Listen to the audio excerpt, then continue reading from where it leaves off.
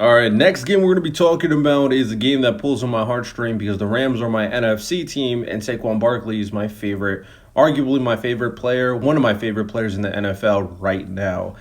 This one should be an interesting matchup. I had both of them winning, but I personally would rather have the Rams play the Lions so the Rams can beat that Lions ass. You feel me? We locked in. All right, let's ask questions. Who can take the advantage? If I'm a Rams fan, if I'm the Rams in general, the question I'm asking is, can we stop Saquon Barkley? Saquon Barkley this year had an historic year, one of the greatest seasons we've ever seen. It could have been better if Jalen Hurts wasn't stealing his touchdowns and he played that last game, breaking Eric Dickerson's record. Also, I want to point out people who say, oh, well, he had an extra game. He has less rushing attempts than Eric Dickerson, so I don't even want to hear that point at all, to be honest.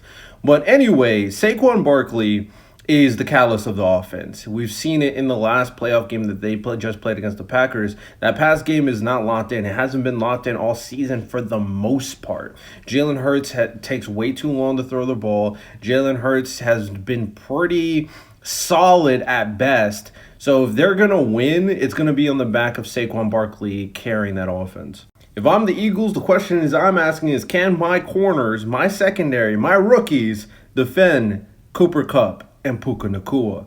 That's going to be the biggest thing. That's going to be the biggest test. Puka Nacua has proven that he's a top 10 receiver in the NFL. And even though Cooper Kupp has regressed because of all of his injuries, Cooper Kupp is an amazing receiver.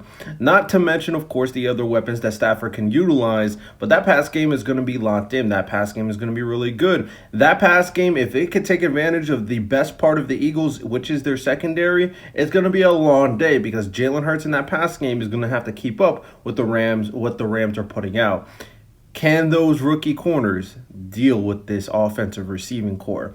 Ultimately, after thinking long and hard, I have the Eagles winning this game. I just don't think the Rams are going to be able to deal with Saquon Barkley. I don't think the Rams have a really good rush defense. I think they have a pretty good pass defense, pass rush defense in particular. The secondary is kind of shaky, and they have some moments, but Saquon Barkley, I think, is going to be too much, and I think they're going to be able to set the tempo against the Rams and make it very tough on them.